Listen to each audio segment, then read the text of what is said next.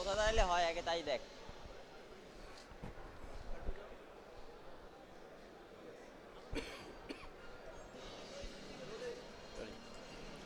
Sir, আপনাদের যে ফকলিফটটা এখানে নিয়ে আসছেন, হুন্দাই ফকলিফট, এটা অন্যান্য ফকলিফট যেগুলো আছে অন্যদের, তাদের থেকে কি বৈশিষ্ট্য বেশি বা কোনটা ভালো আপনারা দিচ্ছেন আর কি?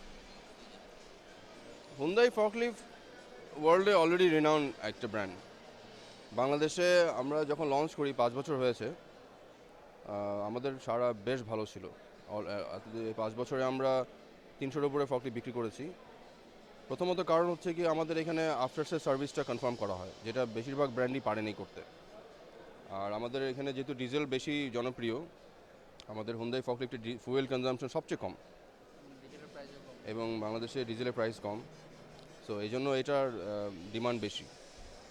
আর আরেকটা যেটা ব্যাপার হচ্ছে যে বাংলাদেশে আমাদের এখানে হুন্দাই আমাদের এখানে অ্যাসেম্বলি একটা ফ্যাক্টরি আছে বাসের, যেই কারণে আমাদের স্পেয়ার পার্টসের যে অ্যাভেলেবিলিটি, যে আমাদের যে এখানে সুবিধা যেটা, সো এটা আমরা ফকলিফটের জন্য আমরা ইউটিলাইজ করতে পারি। তো এই জন্যই আমাদের এটা অন্যদের থেকে আমরা মনে করি যে এক ধাপ এগিয়ে আমরা। আর ফকলিফট যে সাধারণত কোন কোন কাজে ব্যবহার করা হয় বা কোথায় কোথায় করা হচ্ছে একটু? যে কোনো ধরনের লিফটিংয়ের জন্যই ফকলিফট ইউজ হয়। ফ্যাক্টরিতে, ওয়্যারহাউসে বলেন, বাইরে বলেন, লোডিং আনলোডিং, যেখানে লোডিং আনলোডিং হবে সেখানেই ফকলিফট ইউজ হবে। 3 টনের 5 টনের একটা মাল যদি আপনি 5 মিনিট 10 ফিট ওপরে তোলেন, তাহলে আপনাকে হয়তো বা 10 জন ওয়ার্কার লাগবে।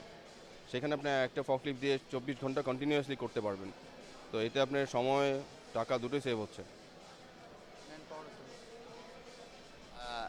ফকলিফট সাধারণত সব সারা বাংলাদেশে পাওয়া যাচ্ছে কিনা?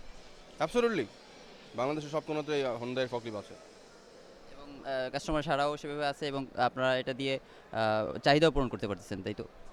হ্যাঁ, এখন পর্যন্ত যেই পরিমাণ ডিমান্ড আমরা চাহিদা পূরণ করতে পারছি, আশা করি আগামী 5 বছরের ভেতরে ডিমান্ড আরও বাড়বে। শুধু হুন্ডাইয়ের জন্য না, সব ধরনের ফ্যাক্টরিতেই ফকলিফটের প্রয়োজন আস্তে আস্তে বাড়বে।